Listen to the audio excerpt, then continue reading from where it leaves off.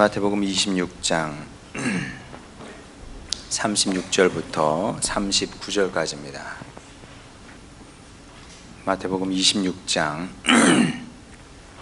36절부터 39절까지 제가 봉독합니다. 이에 예수께서 제자들과 함께 겟세마네라 하는 곳에 이르러 제자들에게 이르시되 내가 저기 가서 기도할 동안에 너희는 여기 앉아 있으라 하시고 베드로와 세베대의 두 아들을 데리고 가실새 고민하고 슬퍼하사 이에 말씀하시되 내 마음이 매우 고민하여 죽게 되었으니 너희는 여기 머물러 나와 함께 깨어 있으라 하시고 조금 나아가사 얼굴을 땅에 대시고 엎드려 기도하여 이르시되 내 아버지여 만일 할만하시거든 이 잔을 내게서 지나가게 하옵소서. 그러나 나의 원대로 마시옵고 아버지의 원대로 하시옵소서 하시고 아멘. 자, 오늘 본문 말씀을 읽었습니다만 이 말씀은 굉장히 논쟁이 많이 일어났고 지금도 논쟁이 많은 말씀 중에 하나입니다. 견해가 두 극단으로 갈리게 되는데 먼저 본문에 근거해서 예수님은 그냥 사람일 뿐이었다 이렇게 주장하는 사람들이 있습니다. 교회 밖에 이렇게 교회 밖에는 이런 사람들이 많이 있고요. 심지어 신학자들 중에서도 이런 주장을 하는 사람들이 있습니다. 왜냐하면 예수님께서 죽음을 앞두시고 보시다시피 이렇게 몹시 두려워하고 계시거든요. 두려워하고 계십니다. 성경이 이렇게 얘기하고 있으니까 마태복음, 마가복음 공히 이렇게 이야기를 하고 있습니다. 근데 우리는 이제 예수님을 믿는 사람이니까 그렇게 생각을 안 합니다만은 객관적으로 보면 객관적일 필요도 있잖아요, 그렇죠? 한 걸음 이제 마음을 좀 냉정하게 하고 한 걸음 떨어져서 보게 되면 실망스러운 것도 사실이거든요. 여러분 이 말씀 오늘 본문 말씀 읽으면서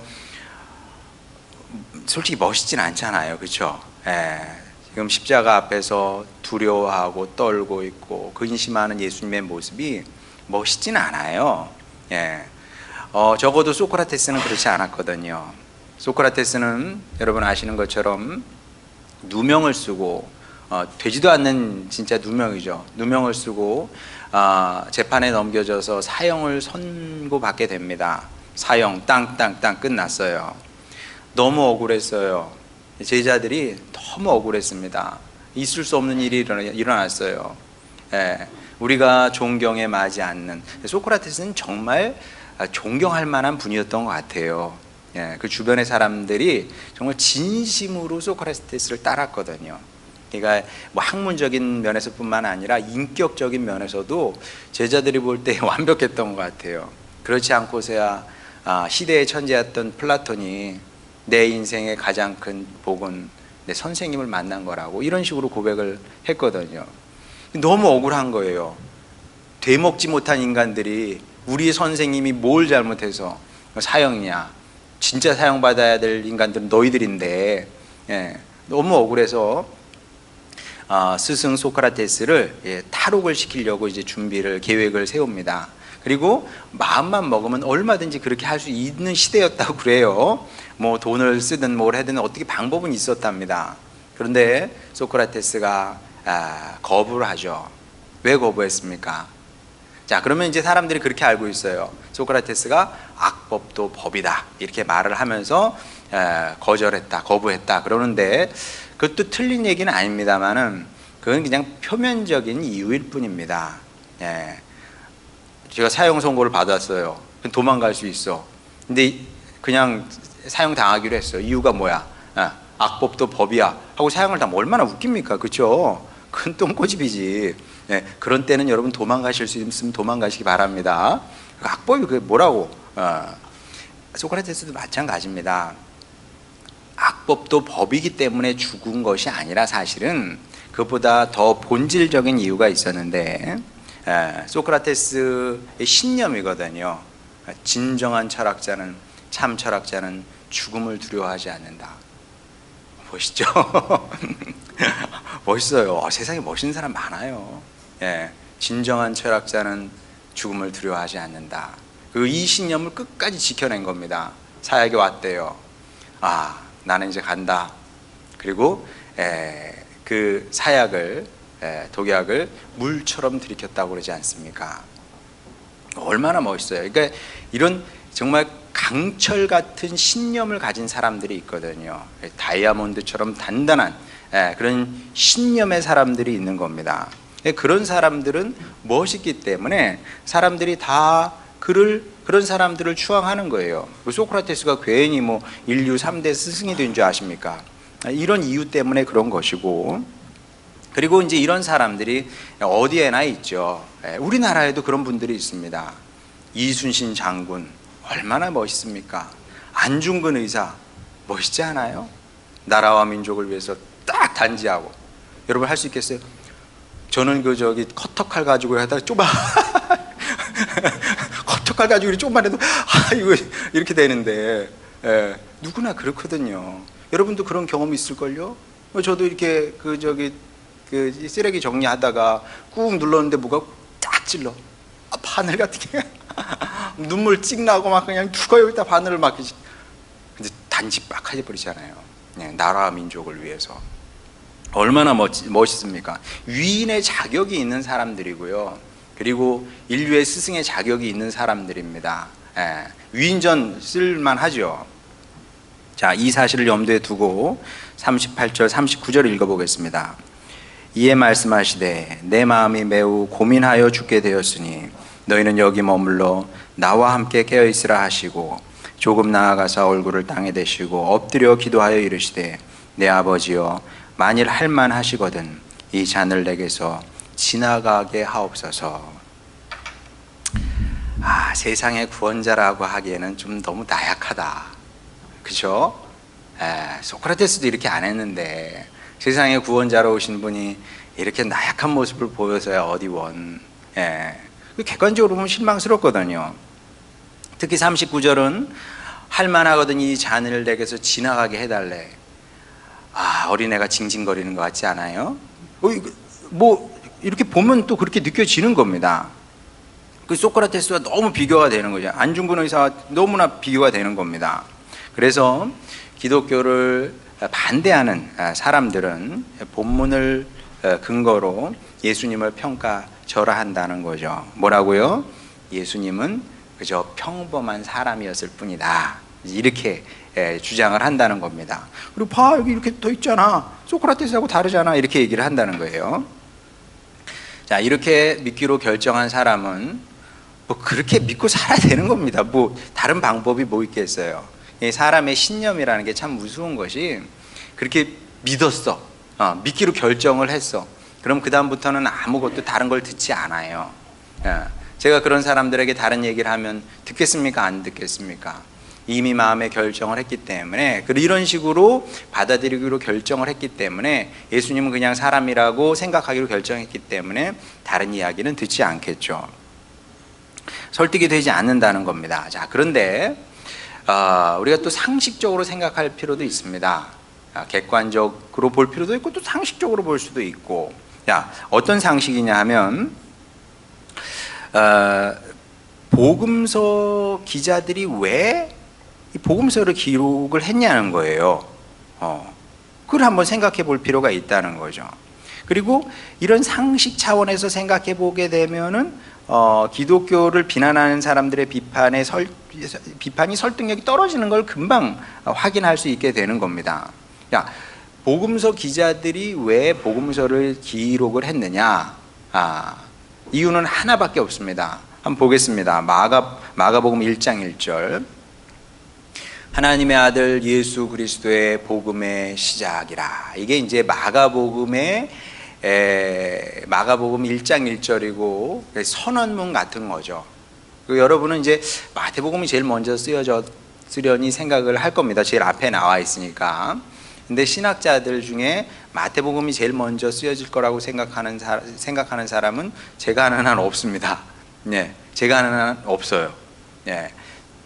거의 99%까지는 좀 그렇고 90몇 %가 이제 마가복음이 제일 먼저 쓰여졌다고 하는데, 그 선언이 뭐냐 하면 하나님의 아들 예수 그리스도의 복음에 대해서 내가 이야기를 하겠다, 이거거든요. 자, 예수님의 복음을 이야기하기 위해서 이제 복음서를 기록을 한 겁니다. 자, 그래서 이제 복음서인 거예요. 복음서이기 때문에 복음서는 다른 책하고 굉장히 다릅니다. 복음서는 다를 수밖에 없어요. 그래서 종종 강압적이기까지 그렇게 느껴지는 거죠. 한번 볼까요? 마태복음 13장 44절. 천국은 마치 밭에 감추인 보화와 같으니 사람이 이를 발견한 후 숨겨두고 기뻐하며 돌아가서 자기의 소유를 다 팔아 그 밭을 사느니라. 얼마나 부담스럽습니까? 강압이, 이게 강제하는 느낌이 들거든요. 역사책은 안 그래요. 여러분 역사책 읽어보면 이런 내용이 어디 나옵니까? 안 나오거든요. 전기문학 이런 내용 없어요. 그래서 복음서는 무슨 뭐 이념서도 아니고 사상서도 아니고 철학책도 아닙니다. 뭐 상식을 다루는 책도 아니고요. 위인전도 당연히 아니죠. 복음서 기자들이 원했던 것은 무엇이냐 하면 예수님의 복음 그리고 예수님의 이야기를 통해서 사람을 살리고 구원하고 또 영원한 생명을 전해주고 싶었던 거죠. 이게 복음서 기자들이 원하고 바랬던 것입니다. 그래서 복음서를 읽어보게 되면 뭐 성경이 다 그렇습니다만은 마음이 불편해지는 때가 종종 있어요. 왜냐하면 보다시피 보면서 아는 거죠. 대놓고 얘기는 하진 않았어요. 근데 느껴지는 거죠. 지금 이 말씀이 나에게 어떤 결단을 요구하는구나, 결심을 요구하는 거구나, 그게 느껴지는 거죠. 근데 나는 지금 내 길을 가고 있거든요. 근데 성경을 딱 펴놓고 읽으면, 보기 시작하면 결단하라는 거예요. 결단하라. 더 좋은 것이 있으니 뭘 선택을 할 것인지 결단을 하라고 계속 요구를 한다는 겁니다. 뭐 결국 뭐 간단합니다. 예수님을 믿고 따라가서 이제 구원을 받으라는 얘기인데, 복음서 기자들이 다 그 얘기를, 이 사역을 하고 싶었던 겁니다. 이 사역을 하고 싶었던 거죠.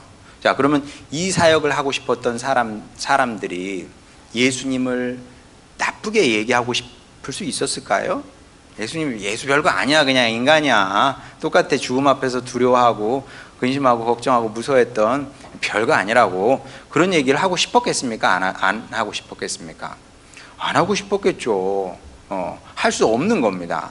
그래서 본문 이야기는 기독교를 비난하고 비판하는 사람들의 관점에서 읽으면 안 됩니다. 왜? 그것은 분명히 마태의 기록 의도가 아니었기 때문에. 마태의 기록 의도뿐만 아니라 주님께서 마태를 통해서 이야기를 쓰실 때는 그런 관점에서 이 이야기를 읽으면 안 된다고 주님도 생각하실 수밖에 없는 거죠. 자, 그러면 이 말씀을 우리가 어떻게 이해를 해야 되느냐. 그래서 신학자들은 본문을 아버지 하나님과 예수님의 관계성 속에서 이해를 하고 있습니다. 그렇게 해석을 합니다. 뭐 어려운 얘기가 아니고요. 일단 본문 말씀, 이 이야기는 액면 그대로 받아들이면 됩니다. 이건 뭐 부정할 수 없는 사실이에요. 예수님께서 무서워하셨고 두려워하셨고 근심하시고 걱정하셨고 실제로 그랬다는 거죠. 자, 그러면 도대체 예수님께서 뭘 그렇게 무서워하고 두려워하셨느냐, 이게 이제 핵심인 거죠. 왜 무서워하고 두려워하셨을까? 왜 그렇게 슬퍼하셨을까? 왜 내가 죽게 됐다고 말씀을 하셨을까? 그 이유를 발견하는 것이 이제 핵심이겠죠. 자, 그러면 분명한 것은 무엇이냐면 예수님께서 십자가 고난과 죽음을 두려워하셨던 것은 아니다라는 사실을 일단 전제하고 가야 됩니다. 예수님께서 죽음을 두려워하셨던 건 아니에요. 여러분, 소크라테스뿐만 아니라 뭐 실존 인물인지 모르겠지만 관우 같은 경우도 얼마나 멋있습니까? 독화살 딱 맞았을 때 수술을 했대잖아요. 믿기진 않은데 뼈에 묻은 독을 긁어내야 살았대요. 그럼 어떻게 하겠어요? 찢고 긁어내야 되는데 관우가 그랬답니다. 그럼 내가 바둑을 두겠다고. 그래가지고 바둑을 딱 뒀대지 않습니까? 그래서 그 당시에 외과 의사가 없었겠지만 하여간 외과 의사 역할을 하는 의사가 칼로 째고 긁어냈대요, 독을 그 뼈에서. 근데 관우가 어떻게 했답니까? 눈 한 번 안 찡그렸대요. 그냥 땀 한 방울 쫙 흘리고 계속 바둑을 딱 뒀대지 않습니까? 네. 이건 좀 중국의 전형적인 과장이죠. 중국의 전형적인 과장인데, 근데 어쨌든 관우가 존경받아 마땅한 사람인 것 같기는 합니다. 중국에 가보면 관우 종교가 있다잖아요. 유비 종교는 없어도 관우 종교는 있다지 않습니까? 그만큼 살아있을 때부터 존경받는 사람이었다는 얘기인데, 그런 사람들이 실제로 있습니다. 실제로 있는데 예수님께서 죽음을 두려워했다는 게 좀 말이 안 되죠. 자, 그러면 예수님을 고통스럽게 했던 무언가 다른 차원의 것이 있겠구나 생각을 해야 되죠. 자, 그러면 그게 뭐냐? 신명기 21장 22절부터 23절까지 보겠습니다. 사람이 만일 죽을 죄를 범함으로 내가 그를 죽여 나무 위에 달거든. 그 다음, 그 시체를 나무 위에 밤새도록 두지 말고 그날에 장사하여 내 하나님 여호와께서 내게 기업으로 주시는 땅을 더럽히지 말라. 나무에 달린 자는 하나님께 저주를 받았음이니라. 자, 재미있는 것은 이 말씀을 사도 바울이 갈라디아서에도 인용을 한다는 거죠. 나무에 달린 자는 하나님께 저주를 받은 겁니다. 이게 두 가지를 얘기하고 있는데, 예수님께서 십자가를 지신 것은 인류의 저주를 짊어지신 겁니다. 자, 이게 한 가지고, 자, 근데 인류의 저주라는 게 뭐냐? 인류의 저주는 뭐냐 하면 죄로 인해서 하나님으로부터 떨어져 나가는 것을 의미하는 거죠. 그러니까 우리가 죄를 짓잖아요. 그럼 이제 사람들은 그걸 잘 몰라요. 내가 죄를 짓는다는 게 무슨 의미인지 잘 모릅니다. 죄를 짓는다는 것은 무엇이냐 하면 하나님과의 관계가 망가지는 것을 의미하는 거죠. 그리고 관계가 망가지는 것을 가리켜서 하나님과의 관계가 망가졌다는 것을 가리켜서 성경은 죽음이다 이렇게 이야기를 합니다. 그러니까 죽음이라는 것은 숨이 멎었어. 그것도 죽음입니다. 근데 진짜 무서운 죽음은 무엇이냐 하면 하나님과 멀어져서 하나님과의 관계가 단절됨으로 말미암아 하나님을 보고 웃을 수 없는 상태, 이게 죽음이에요. 이게 진짜 무서운 죽음인 겁니다. 그래서 아담과 하와의 죽음도 이런 맥락에서 이해를 해야 됩니다. 하나님께서 말씀하셨어요. 선악과를 따먹으면 안 돼. 그러면 정령 죽어. 근데 죽었어요, 안 죽었어요? 멀쩡하게 살았거든요. 그럼 하나님께서 거짓말 하신 겁니까? 그게 아니고 그때부터 이제 본격적으로 인류와 하나님의 관계가 소외되는 거죠. 소외된다는 게 뭐예요? 좋은 관계는 뭐냐 하면 보고 웃을 수 있는 관계예요. 그렇잖아요. 근데 관계가 나빠지잖아요. 꼴도 보고 싫어져. 눈 맞고 싶지도 않고 인사하고 싶어지지도 않는 거죠. 하나님과의 관계가 그렇게 되는 겁니다. 그럼 여러분, 이게 가장 끔찍한 저주인 거죠. 세상에 이런저런 저주가 많습니다만 가장 끔찍한 저주는 우리의 진정한 부모님이시고 아버지신데 그 하나님을 보지 못하게 되는 거죠. 근데 진짜 신기하죠? 아담과 하와가 범죄하잖아요. 그 전까지 하나님과 아무 관계에 문제가 없었거든요. 그 다음에 숨어버리잖아요. 하나님의 낯을 피해서 숨어버리잖아요. 이게 죄 짓는 사람의 공통점입니다. 시험 들면 100% 이렇게 반응을 해요. 교회 가기 싫어. 예배 가기 싫고, 그 다음에 이상하죠? 교회 식구들이 먼저 보기 싫어져요. 그렇습니까? 안 그렇습니까? 목사 보기 싫어. 사실 목사 다 잘못 안 하거든요. 제가 그렇게 잘못했나? 근데 목사 보기 싫어지고 막 이렇게 되는 거예요.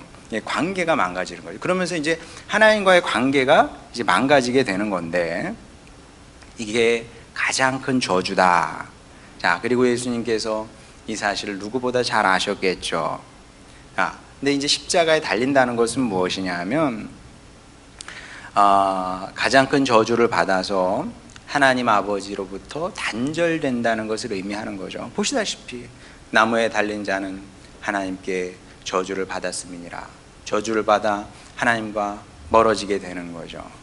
예수님께서 진정으로 두려워했던 것은, 진정으로 끔찍하게 생각했던 것은 그 단절의 시간을, 짧은 시간이지만 그 단절의 시간을, 그 고통을 견뎌내는 것이었습니다. 그래서 이게 죽음처럼, 어쩌면 죽음보다 더 고통스러운 일이었기 때문에 38절 보게 되면 이에 말씀하시되 내 마음이 매우 고민하여 죽게 되었으니 그래요. 죽음을 얘기하시거든요. 근데 사실 죽음을 얘기하실 필요가 없어요. 왜냐하면 곧 어차피 죽으실 거거든. 어차피 죽을 마당에 뭐하러 죽음을 얘기해. 여기서 말씀하시는 죽음은 아버지 하나님과의 그 관계의 단절을 얘기하는 것이다. 자, 이것이 이제 보통 신학자들의 이야기고요. 뭐 이거보다 더 나은 해석은 뭐 없을 거라고 저는 생각을 합니다만은, 근데 저는 여기에 한 가지를 더 붙이고 싶습니다. 뭐 신학자들이 이런 얘기를 하는 경우는 제가 못 본 것 같은데, 뭐 이건 저의 묵상이고 저의 해석입니다. 한 가지 덧붙이고 싶은 것이 있다. 그것은 무엇이냐면, 마태가 이 이야기가 굉장히 문제가 될, 문제의 소지가 있다는 사실을 마태도 알았을 겁니다. 알았어요. 여러분이 정말 천국 가서 한번 물어보세요. 사도님 아셨습니까? 모르셨습니까? 알았지. 왜 쓰셨어요? 이걸 가지고 교회 밖에 있는 사람들이 우리를 공격할 줄 뻔히 알면서 이 얘기를 왜 쓰셨습니까? 그럼 뭐라고 대답할까요? 필요하기 때문에 썼어. 그럴 겁니다. 야, 그럼 무슨 필요냐? 무슨 필요냐 하면 부작용이 있죠. 그러니까 이제 뭐 세상살이가 다 마찬가지예요. 부작용이 다 있는 거예요. 부작용, 뭐 약에는 부작용이 없습니까? 아무리 좋은 약에도 다 부작용이 있는 거고요. 또 심지어 하나님의 말씀에도 부작용이 있어요. 참 신기하죠. 설교를 해도요, 은혜를 받고 변화되는 사람이 있는가 하면 그 설교를 또 동일한 설교를 듣고 시험에 드는 사람도 있다니까요. 참 신기한 노릇이에요. 그럼 하지 말아요? 그러면 하지 말아야 되겠네. 부작용 때문에. 그럴 수는 없는 거죠. 마찬가지입니다. 부작용 알았어요. 예수님께서 고민하여 죽게 됐고 두려워하고 떨고 계십니다. 자, 이거를 써야만 하는 이유가 있었어요. 근데 부작용도 분명 있을 거라는 걸 그것도 알아요. 그러나 써야 되는 이유가 더 강했기 때문에 용기를 내서 기도하고 성령의 인도 따라서 마태가 자세하게, 어떤 복음서보다 자세하게 이 이야기를 써 넣은 겁니다. 자, 그러면 그 이유가 도대체 뭐냐? 제 잠정적인 결론은 그겁니다. 뭐냐 하면 사람을 살리고 구원하고 또 생명을 주는 것이 이렇게 어려운 거다. 이렇게 어려운 거다. 사람을 살리고 구원하는 게 이렇게 어려운 겁니다. 잘 모르시겠으면 그냥 어려운 거다 그냥 생각하시면 돼요. 정말 어려운 겁니다. 자, 그런데 뭐 새삼스러운 일도 아니다. 왜냐하면 세상 이치도 그렇거든요. 여러분, 상품성 가진 과일 하나 만들어내는 게 쉽습니까? 어렵습니까? 어렵거든요. 농부들이 정말 고생해서 뭐 과일을, 그 하나 상품성 있는 과일을 만들어내는 겁니다. 그럼 과일만 그렇습니까? 여러분도 자녀를 잘 키우려고 얼마나 애를 많이 씁니까? 노력 많이 하거든요. 정말 여러분의 인생을 통째로 갈아 넣어서 내 아들 내 딸 잘 키워보려고 하는 거거든요. 자녀들이 몰라줘서 그렇지, 모든 부모는 이제 어떻게든지 내 삶을 다 희생해서라도 내 아이가 잘 될 수만 있다면 그렇게 하고 싶은 게 부모의 마음인 겁니다. 자, 이렇게 과일 하나를 만들고 사람 하나를 키워내는 것이 어려운 겁니다. 자, 그러면 이것도 어려운데 세상을 살리고 구원하는 일이 쉬워서 되겠습니까? 그렇죠? 그러면 말로 할 수 있으면, 저도 어렸을 때 그 생각했어요. 뭐 이렇게 어려운가? 쉽게 가지, 쉽게. 너 구원 받았어? 교회 모여라. 구원 받았어? 끝? 하나씩 나눠주고 이러면 되잖아요. 뭐 이렇게 어렵게 십자가 이해하려면 막 구약부터 쫙 연구를 해야 돼. 연구를 하고 그 다음에 예수님 이 땅에 오셔가지고 그 다음에 뭐 저 사람이 메시아니 아니니 논쟁도 많이 일어나고 뭐 이렇게 복잡하게 하냐고요. 게다가 십자가에 달려 들어가서 십자가에 여기 또 사람들 뭐 말이 또 얼마나 많은지 몰라. 하나님이 그 세디스트라나 뭐 독생자를 저기 십자가에 못 박는 그런 이상한 부모가 어딨냐 막 이렇게 비난하는 사람들 가지각색의 하여간 사람들이 복잡하게 뭐 이렇게 하냐고. 그냥 모아놓고 야 용서 받았어 끝 이러면 될 텐데. 근데 여러분 하나님께서 만들어 오신 세상 질서가 그렇지 않다니까요. 하나님께서 만들어 오신 세상 질서가 그렇지 않아. 아니 그럴 것 같으면 그냥 산에 가면 사과 있고 배 있고 그냥 사시사철 달리면 되잖아요. 그렇게 만들어 오시면 얼마나 쉬워요. 여러분 산에 갔더니 배가 탐스러운 배가 제 주먹만한 배가 달려 있든가요 없든가요? 갔더니 참외가 막 넝쿨이 있고 막 달려 있어요? 오이 가능만 있습니까? 아니에요. 누군가 땀을 흘려야 된다니까요. 애는 그냥 자랍니까? 특히 사람은 소만도 못해요. 소는 태어나면 조금 있으면 몇 시간 있으면 뛰어다니거든. 이거는 뭐 1년을 기다려야 돼. 1년만 기다립니까? 다른 동물 같은 경우는 뭐 많이 희생이 필요하지 않아요. 뱀 같은 경우는 태어나면 아래서 깨어나면 쥐가 나가서 벌레도 잡아먹고 우리 삽니다. 사람은요 요즘은 40까지 집에 있대요. 40까지 집에다 있으면서 그 집으로 출근한대요. 그냥 집으로 출근하고 집으로 퇴근한대. 사람은 엄청난 희생과 헌신이 돼야 그래야 이제 사람 노릇하는 겁니다. 그런데 하나님께서 세상을 이렇게 만들어 놓으시고 사람을 특별히 이런 존재로 만들어 놓으셨는데 너희 다 구원 받았다. 이거는 하나님의 공의에 맞지 않아요. 하나님의 공의에 맞지 않아요. 말이 안 됩니다. 세상의 가치에 걸맞는 희생과 헌신과 공을 들여야 되는 거예요. 세상을 구원하고 싶으면. 그러면 세상의 가치가 뭐예요? 여러분의 가치가 뭡니까? 여러분의 가치가 뭐예요? 여러분의 가치는 뭐냐면 예수님의 가치예요. 왜? 예수님께서 당신의 생명을 들여서 우리를 샀으니까. 그게 우리의 표딱지라고. 우리의 표딱지. 그래서 제가 누차 얘기하는 게 우리 대충 막 살면 안 돼요. 내가 원하는 대로 잘 먹고 잘 살면 되지. 하나님께서 우리의 가치를 그렇게 생각하지 않으신다니까요. 우리의 가치가 그거밖에 안 되면 예수님께서 뭐하러 이 땅에 오십니까? 뭐하러 십자가 지십니까? 뭐하러 이렇게 고통을 당하십니까? 왜냐하면 우리의 가치가, 세상의 가치가 그분의 가치만큼 있는 겁니다. 그분의 가치이기 때문에 이게 하나님께서 그렇게 생각하시기로 처음부터 결정을 하신 거예요. 그렇게 사람을 만드신 겁니다. 너희의 가치는 예수님의 가치인 거다. 그러니까 예수님은 필연적으로 십자가를 지실 수밖에 없었던 거죠. 왜? 그 정도 희생은 해야 이제 우리의 구원이 가능해진다고 아버지 하나님께서 믿으셨기 때문에 그럽니다.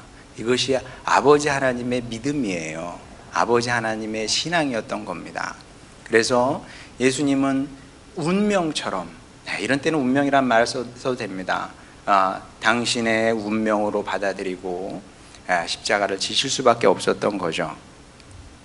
자, 그러면 이제 우리는 어떤 자세로 살아가야 되느냐? 어떤 자세로 살아가야 될까요? 먼저는 내 가치를, 나를 귀하게 여길 필요가 있습니다. 저는 뭐 어려서부터 잘하는 것도 없었고 공부도 잘 못했고 뭐 보다시피 직업도 그렇고 뭐 가진 것도 별로 없고, 그는 세상이 여러분에게 심어준 가치예요. 쓰레기라고 그러는 겁니다. 쓰레기라고 그러는 거예요. 쓰레기는 갖다 버려야 돼요. 여러분의 머릿속에서 빨리 갖다가 치워버리시기 바랍니다. 있어봐야 파리만 꼬여요. 벌레만 꼬입니다. 악한 영이 들어와서 그거 가지고 여러분 장난하는 거예요. 빨리 버리시길 바랍니다. 나는 하나님께서 귀하다고 할 일이 있어서 이 땅에 보내신 거예요. 내가 하나님께서 할 일이 있어요. 여러분만 할 수 있는 일이 있다니까요. 귀한 사람들입니다. 이 사실을 먼저 알아야 되겠고, 그 다음에 또 필요한 것이 무엇이냐 하면 빚진 자의 심정으로 살아야 되겠죠. 빚진 자의 심정. 왜냐하면 주님의 은혜가 아니면 내가 이런 걸 어떻게 알아요? 내가 누군지 어떻게 알겠으며, 내가 어떻게 구원받은 사람인 줄 알겠습니까? 빚진 자의 심정으로 살아야 된다. 그래서 제가 누차 강조합니다마는 이만하면 됐지라는 마음은 정말 좋지 않다. 나 할 만큼 하지. 정말 좋지 않다. 왜냐하면 은혜를 받은 사람이, 은혜를 받은 쪽이 이런 생각을 하면 안 돼요. 은혜를 준 쪽은 이렇게 생각해도 됩니다. 그만하면 됐다. 그만하면 잘했다. 이렇게 얘기할 수 있어요. 그러나 은혜 받은 쪽은 이만하면 됐지라고 생각하면 그냥 안 되는 겁니다. 여러분이 꼭 기억하시기 바랍니다. 우리가 누리는 이 모든 것들은 다 은혜다. 다 은혜인 겁니다. 당연하죠. 우리가 뭐 잘해서 하나님의 자녀 된 거 아니거든요. 여러분 뭐 잘해서 하나님의 자녀 됐어요? 그렇게 생각하면 안 되지. 제가 뭐 잘해서 하나님의 자녀가 됐겠습니까? 제가 뭐 굉장히 훌륭해서 하나님의 사랑을 받고 인도를 받고 보호받으며 살겠습니까? 제가 알아요. 하나님의 사랑을 받고 보호받고 인도받고 산다는 것, 이게 참 좋죠. 사는 거 참 좋은 겁니다. 살만한 인생인 거죠. 왜? 주님의 사랑을 받으며 사는 거니까. 근데 제가 훌륭해서 그렇습니까? 여러분이 훌륭해서 그런 사랑과 은혜를 누리며 살아갑니까? 그거 아니거든요. 또 우리가 자격이 있어서 훗날에 천국에 가는 겁니까? 죽었어요. 천국문에 가서 자격이 있어요. 나 이런 일을 했습니다. 그리고 들어갈 거예요? 그거 아니거든요. 자격이 없음에도 불구하고 은혜로 천국에 가는 겁니다. 자, 그러면 이게 어떻게 가능한 것이냐? 예수님께서 우리를 위해서 십자가 지셨기 때문에 그 사랑으로 이 모든 것이 가능해진 겁니다. 자, 그리고 이게 전부가 아니고요. 예수님만 십자가 진 것이 아니고 이름도 없이 빛도 없이 저와 여러분을 위해서 십자가 진 무명의 성도들이 아주 많이 있습니다. 정말 그래요. 정말 유명의 무명의 그런 성도들이 많이 있습니다. 글쎄 뭐 나중에 우리 교회 오신 분들만 해도 우리 교회가 그냥 이렇게 있잖아요. 이게 그냥 있는 겁니까? 이게 그냥 있는 게 아니고요. 뭐 또 많은 희생이 있었고 보이지 않는 곳에서 희생과 헌신과 눈물이 있었기 때문에 있는 것이고, 또 교회가 있으니까 교회 때문에 여러분이 또 예수님을 알게 되고 복음의 길을 걸어가게 되고 뭐 이렇게 되는 거죠. 이런 것들이 보여야 됩니다. 보여야 돼. 근데 문제는 뭐냐 하면 자꾸 우리가 딴 것만 본다. 딴 거. 어디 가서 좋은 거 보면 왜 저게 나에게는 없을까? 저기 하면 나도 저기서 살고 싶다. 나 저거 갖고 싶다. 그런 것만 보여요. 그런 것만 보지 마시고 이러한 것을 볼 수 있는 여러분이 되시길 바랍니다. 예수님께서 나를 위해서 십자가 지셨다는 사실이 눈에 들어오고, 그리고 지금의 내가 있기까지 내가 알지 못하는 많은 사람들이 있었거든요. 정말 있습니다. 정말 있어요. 나의 나 된 것은 내 은혜가 아니고요. 다른 사람의 은혜, 주님의 은혜뿐만 아니라 다른 사람의 은혜를 입어서 내 존재가 가능해지는 겁니다. 자, 그래서 이제 이게 눈에 들어와야 우리가 이제 배은망덕한 사람이 안 되는 것이고요. 겸손한 마음을 가진 사람이 되는 겁니다. 성도는 겸손해야죠. 매사에 겸손해야 되는 겁니다. 주님, 제가 이렇게 된 것은 주님의 은혜고 주님께서 저에게 붙여주신 많은 사람들의 은혜 때문에 된 겁니다. 이런 겸손한 마음을 알게 되는 것이고, 또 빚진 자의 심정으로 살게 되는 것이죠. 또 더 나아가서 감사의 마음으로도 살게 되는 겁니다. 범사에 감사하라 그럽니다. 어떻게 범사에 감사하겠어요? 은혜를 아는 사람은 범사에 감사할 수 있게 되는 겁니다. 자, 그런데 또 여기서 만족하면 안 됩니다. 여기서 조금 더 발전할 필요가 있다. 자, 여기까지만 가도 괜찮아요. 빚진 마음으로, 감사의 마음으로 살 수 있으면 그만해도 훌륭하죠. 그러나 여기서 한 걸음 더 나아갔으면 좋겠다. 그것이 무엇이냐면 우리가 잘 아는 말씀, 사도 바울의 고백을 다시 한번 읽어보겠습니다. 골로새서 1장 24절. 나는 이제 너희를 위하여 받는 괴로움을 기뻐하고 그리스도의 남은 고난을 그의 몸된 교회를 위하여 내 육체에 채우노라. 무슨 얘기겠습니까? 지금까지는 거저 우리에게 주어진 은혜로 살아온 거거든요. 그러면 이제 이런 마음을 이제 우리도 배워야 되는 거죠. 이것이 예수님의 마음이었고 또 사도 바울의 마음이었고 유명의 무명의 성도들, 우리 앞서 갔기도 했고 지금 우리 주변에도 있는 그런 유명의 무명의 성도들이 이런 자세로 사는 사람들이 있어요. 목사님 어디 있어요? 있어요. 있습니다.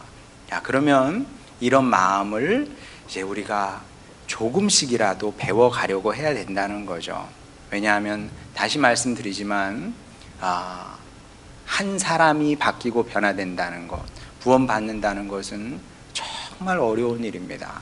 정말 어려운 일이에요. 여러분 가족 생각해 보세요. 가족 되겠습니까? 잘 안 되거든요. 그럼 어떻게 해? 그냥 두면은 교회 와요? 그냥 두면 교회 와요? 안 와. 그냥 두면. 누군가는 이 그리스도의 남은 고난을 내 몸에 부어야 된다니까요. 내 몸에 부어야 돼. 그래야 이 구원이 가능한 거다. 자, 그러면 목사님 그러고 싶지는 않아요. 자, 근데 그래도 부담을 드려야지. 왜냐하면 원래 복음서를 읽는다는 것은 부담을 갖게 만드는 거니까. 자, 여러분 해보시기 바랍니다. 왜냐하면 자, 이 말씀은 여러분 진리의 주님의 말씀으로, 김성열 목사의 말이 아니라 진리의 생명의 말씀으로 받아들이시길 바랍니다. 다 사라지는 거예요. 다 사라져. 여러분이 이 땅에서 했던 모든 일들 바쁘게 살았잖아요. 바쁘게 살잖아요. 알아요. 여러분 얼마나 바쁜지. 바쁘게 살고 뭔가 해야 돼. 이거 꼭 해야 돼. 다 사라져요. 다 사라지는데 대통령직도 사라지고요. 다 사라지는 거예요. 무슨 과학자들이 이룬 업적도 사라지게 되는 것이고 경제인들이 이룬 업적도 다 사라지게 되는 거예요.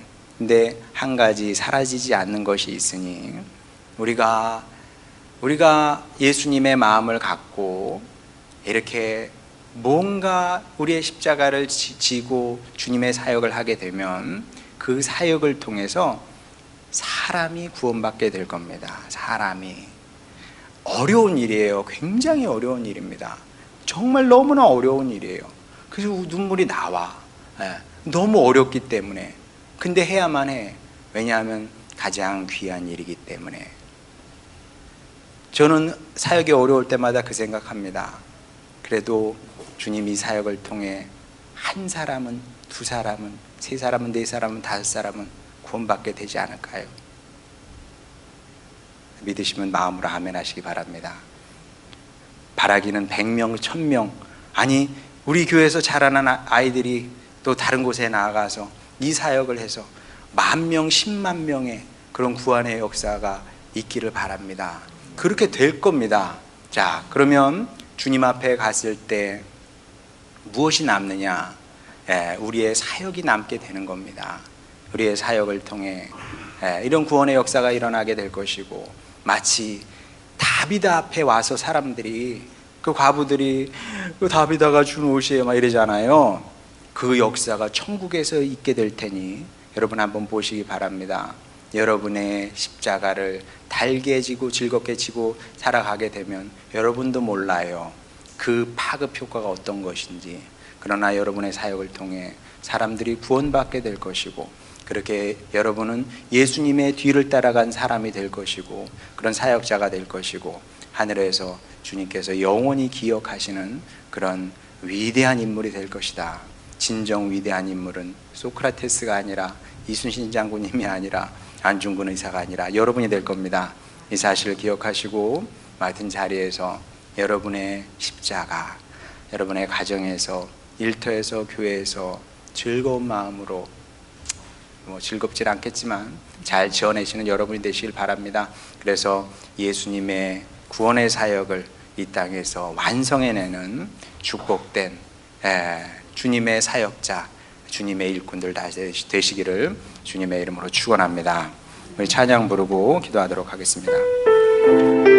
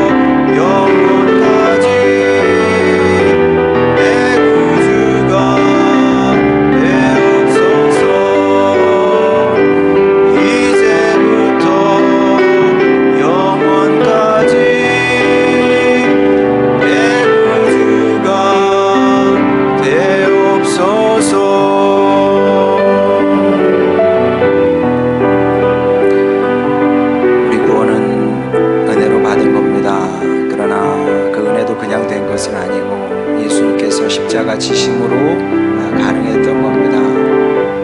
세상의 기적이, 세상의 변화가 어떻게 가능할 것 같습니까?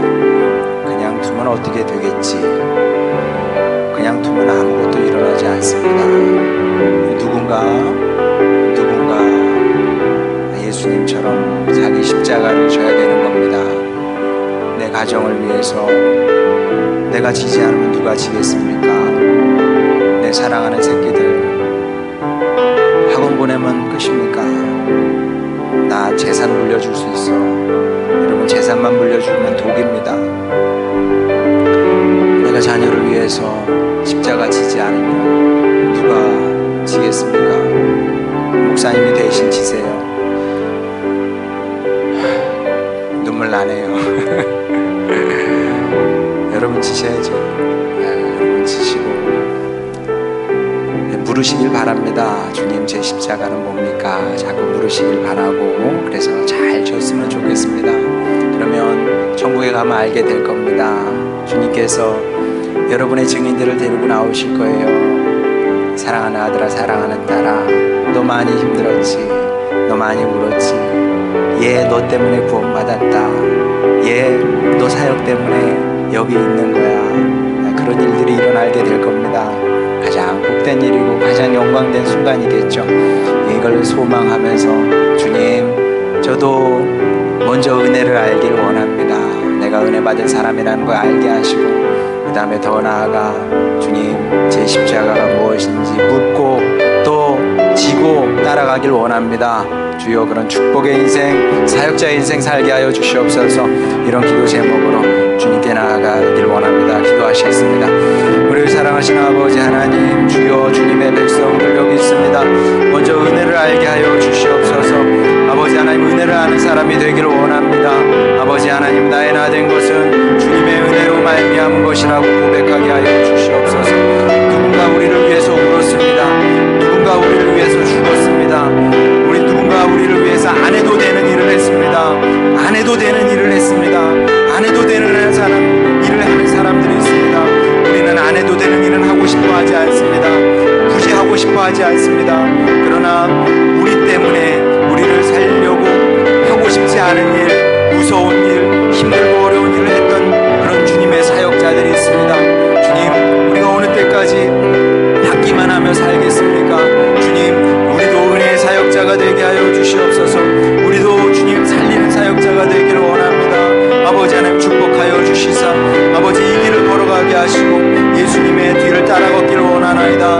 그리하여 주님께서 책임지시고 축복하시는 인생을 살게 하여 주시고, 아버지 하나님께서 주여 잘했다 칭찬하시며 또 가장 귀한 일, 가장 가치 있는 일을 하며 살기를 원합니다. 아버지, 그날까지 우리 인내하게 하여 주시고 참게 하여 주시고 기도하게 하여 주시고 신앙의 싸움을 싸워내는 저희들 되기를 원하나이다. 그리하여 주님을 닮은 사람으로, 주님의 사역자로 귀하게 쓰임받는 우리 하늘소망 식구들 되게 하여 주시옵소서. 사랑하는 아버지 하나님, 오늘 말씀 마음에 잘 새기게 하여 주시옵시고, 이 자리에 나와 있는 주님의 백성들, 주님, 해도 되고 안 해도 되는 일에 너무 열심을 다하지 않게 하여 주시고, 가장 중요한 일, 거기에 마음을 쏟아 남은 일평생 살기를 원하오니, 그리하여 주님께서 우리의 삶을 책임지실 뿐만 아니라 복되고 아름답게 하시고 또 주님 나라에서 영원히 칭찬받는 그런 가장 좋은 선택을 하며 살아가는 저희들 되게 하여 주시옵소서. 예수님의 이름으로 기도드렸습니다. 아멘.